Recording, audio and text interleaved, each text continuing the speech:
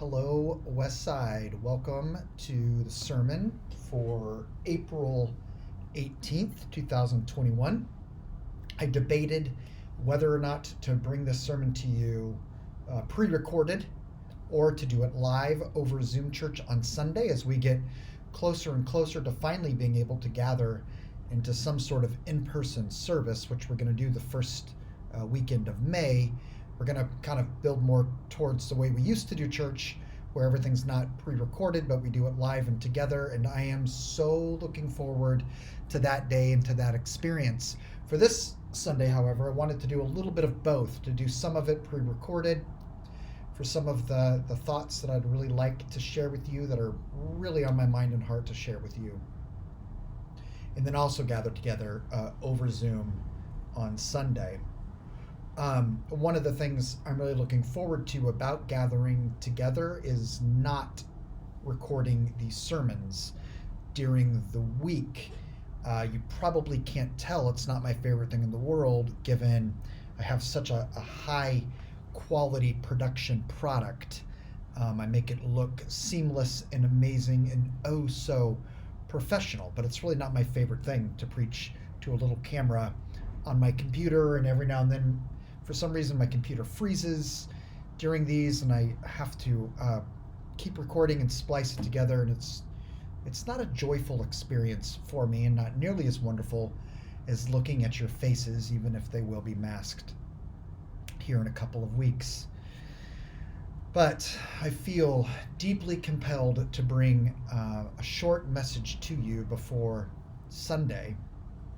I don't see any way to begin addressing all of you other than to acknowledge some of the changes that are taking place in our church community.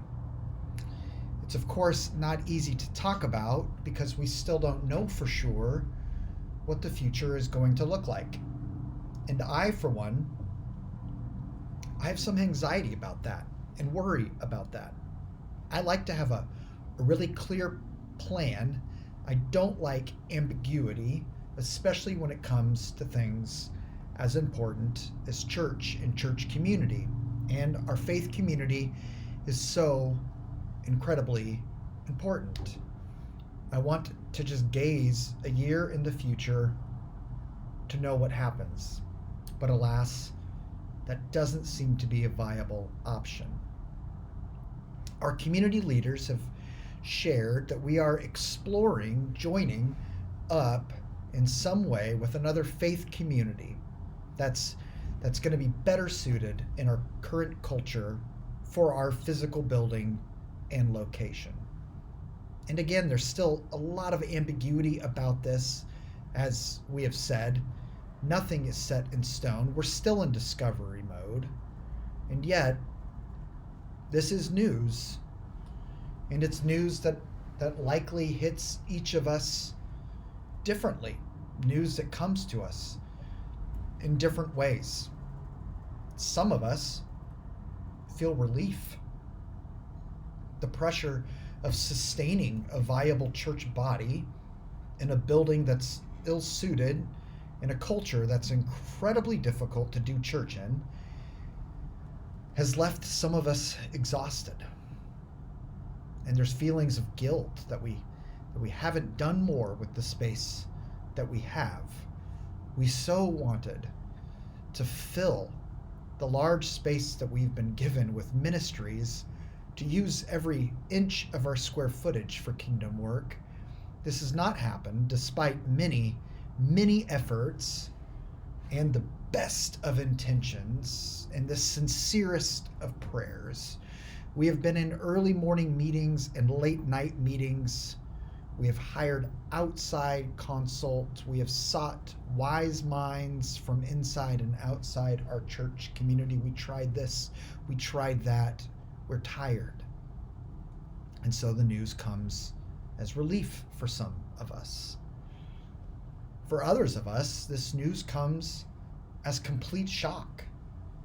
It's not that we didn't know about the dwindling numbers or the lack of ministry, but we were holding on to hope that God was still doing something with what we had and what we were offering.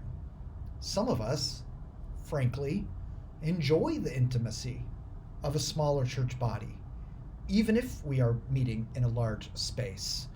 We like being able to hear each other and to hear every voice sing on Sunday, to know what's up in each and every life of the people that we see on Sunday. Plus, didn't Jesus say something about mustard seeds? Frankly, for some of us, the idea of joining a larger church body isn't that appealing. And some of us are devastatingly sad. This is the church body that we were baptized into. The church body we took vows of marriage in front of. The church body that helped us bury our parent or child or sister. Sacramental life, sacred life has been performed among us.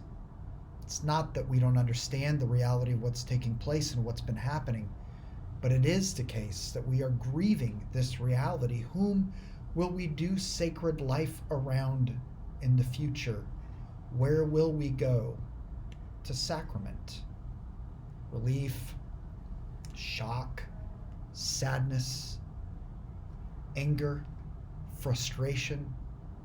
Likely, many of us feel one of these things, and many of us feel a strange mixture of all of these. I'll be candid with you. I feel a mixture of these today. I'm relieved and shocked and sad, frustrated, and I'm angry. I feel guilty that I didn't do more or try harder or show up differently, and I'm not asking for sympathy, and I'll bet a lot of money that many of you feel the same way. I've tossed and turned thinking of decisions we made 10 years ago and more, wondering what if we did this or that. And I can assure you that our community leaders are a mix of all of these feelings as well, within the group and within each individual. The conversations that they have had, that we have been difficult and impassioned. Tears and frustration and guilt and relief and prayer. The decisions that have been come to and the decisions that we are coming to are not easy. I am not telling you that you have to agree with the decisions. I would never ask that of you, and I certainly do not mean to. And I certainly don't mean to manipulate you into feeling good about something that you just don't feel good about. I am saying that it was not easy for them. It's not easy for us, for any of us, which I think needs to be said and acknowledged. Relief, shock, sadness, anger, frustration, likely more feelings. And we still don't know exactly what the future is going to look like. There's still this ding-dang ambiguity, pardon my French. What do we do in such times? What do we do now? How do we carry ourselves forward? I'll tell you what I want to do. I yearn to come together with you all before God to ask for help, for comfort, for guidance. This is how I've approached all of these emotions for over a decade now, by bringing them before God alongside each of you. In times of my own personal difficulty and stress, with my depression, with Shalann's heart attack, with our financial uncertainty, with stress over life, with family issues, I have always brought this to God alongside you all for 13 years now. And so many of us in our community have done the same. And so I definitely want to set aside space to keep this up in the near future and in our future. Space for lament and processing is what I need. Connie Greenlee is planning some lament opportunities for us, and I will work with her on those as we prepare for what we do not yet know. There's going to be time to process, and there's going to be more decisions. I don't know all the details of those now, and that's really not my place. What I do want to do is keep creating ways that we can bring our full selves into connection with one another and before God. So please, on Sunday, let's come together with that hope. And even more, let's prepare to gather together in person for those who are ready and feel safe in May to share life together in conversation, lament, grief, sorrow, happiness, all of that. Our sermon for this Sunday, the text, is going to come from Acts chapter 3, verses 12 through 19, which I believe has a word for us at this time.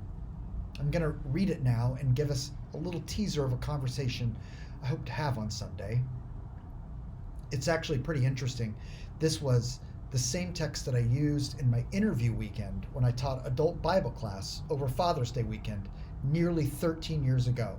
This used to be one of my stump sermons or stump classes I would use for interviews or guest preaching way back in the day. So the text goes, "The God of Abraham," this is Acts chapter 3, beginning in verse 13, beginning in verse 12. "When Peter saw it, he addressed the people. 'You Israelites, why do you wonder at this? Or why do you stare at us, as though by our own power or piety we made this man walk?